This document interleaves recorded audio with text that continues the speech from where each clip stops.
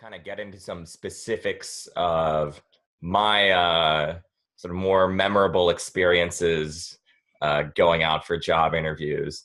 So I actually interviewed with Tesla, and I interviewed with 9 people for the same Wow. position. It took I think 3 weeks to get through the whole interview process for them to tell me, sorry, you're not working at Tesla.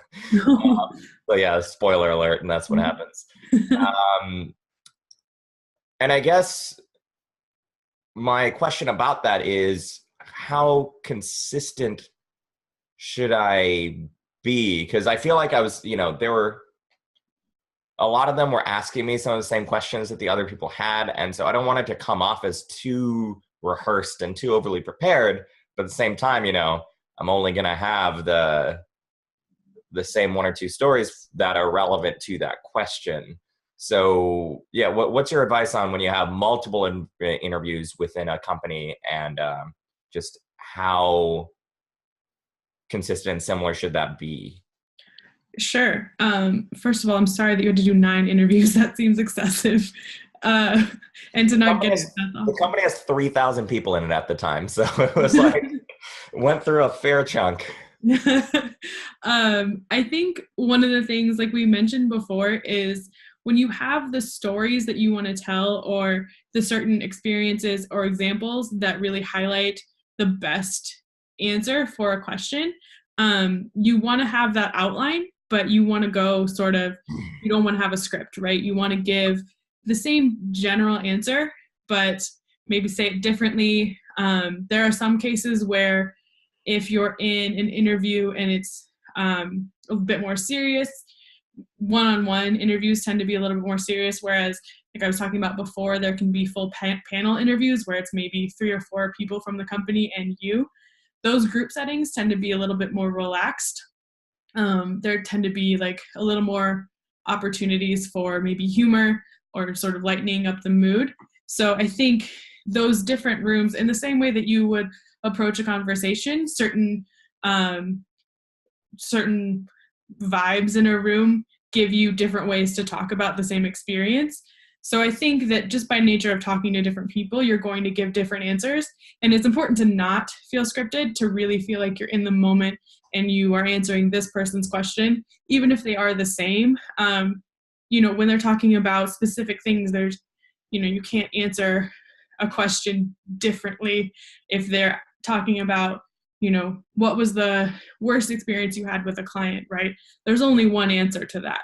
So you're going to end up giving the same answer, but telling it different ways, engaging the person in a different way, or highlighting different parts of the story, depending on what the situation is or what that person is looking for in the answer, are ways that you can sort of recycle something, but make it look fresh, make it feel like it's the authentic answer for that moment.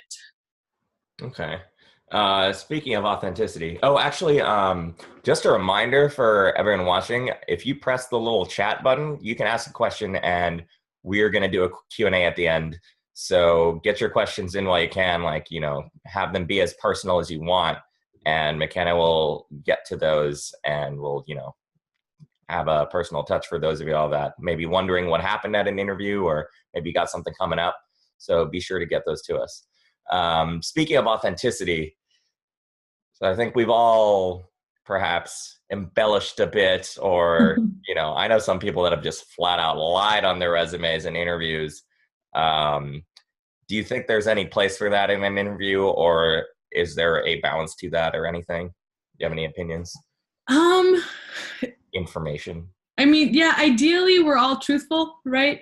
And I think the further you get along in your career, the less room there is for error, because people are sort of going to make you prove it. So if you are mentioning this skill that you have and you don't actually have that skill, then you're sort of going to be floundering the first week, and that's not a good impression to make.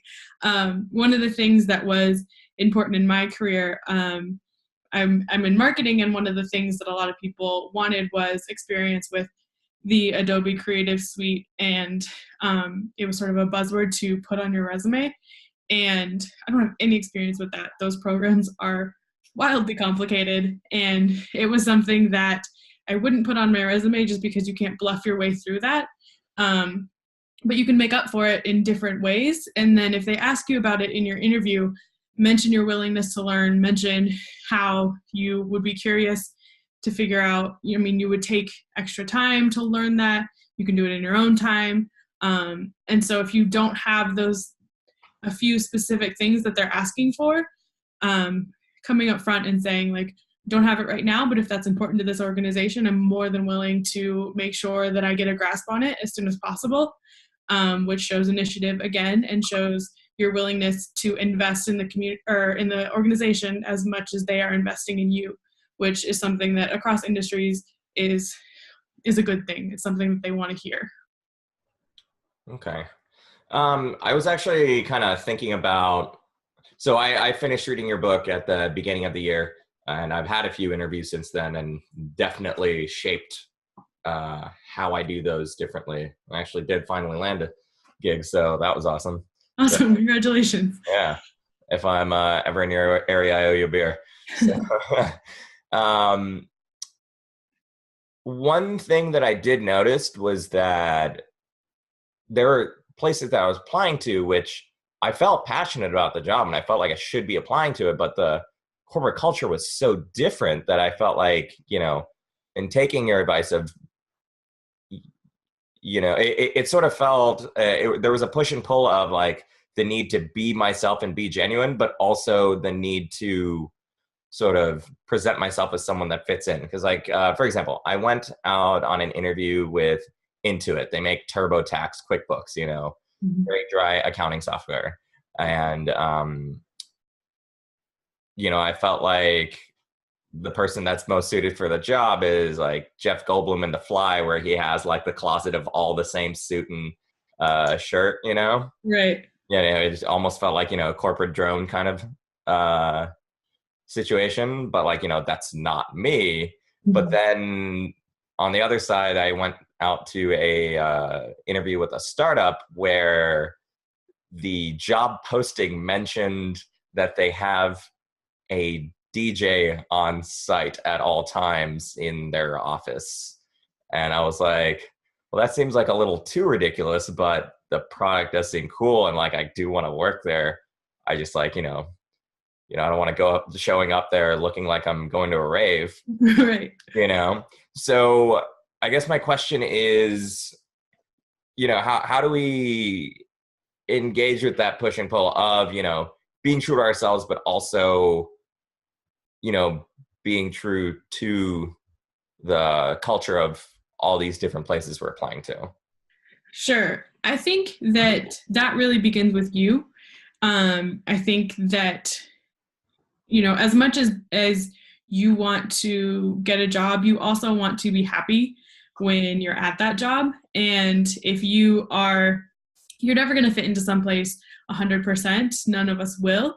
But we will make compromises and allowances where if you are an outgoing person, but the thought of a DJ all day, every day makes you want to slam your head on a desk, if that's not a culture that is for you, then you know that you're probably not going to feel happy at that place. But if you are a person who's outgoing, but would feel more comfortable in a more corporate setting, then you know that most people, if you make a joke to them, they're going to laugh, they're going to be polite, and they're going to enjoy your company.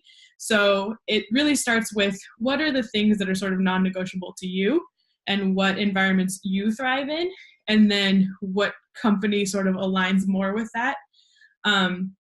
For me, I had an opportunity to work at a place that sort of presented themselves. They're very fun. They've got a snack closet. They've got a keg in the kitchen, like all of these things. But they didn't really have a philosophy on mentorship. And mentorship was really important to me. I want to continually get better. So, you know, the idea of a fun environment where I could wear jeans and have a beer if I wanted to seemed really cool, but am I going to get any smarter, right? So I ended up passing on that opportunity just because you really want to go where you're going to get the most value from it, and where sort of instead of what is the best culture fit for you, what is the thing that will be least annoying to you? What is the thing that you absolutely cannot stand for 8 hours a day, and maybe avoid companies that have those things. Yeah, that makes sense. Yeah, it would have been a culture of noise canceling headphones for me at that point. That's Right. that's what If I you would could DJ all day, every day, it's a little crazy. do. Well, I want to get to our Q&A and the raffle, which I am just realizing now I didn't enter. So I don't know if we were allowed to enter, but I got no skin in the game. May the luckiest person win. Yeah. Let's get it over to Lauren. And I think we've got a bunch of questions from people in our chat window here. So Awesome. Thank you so much. thank you.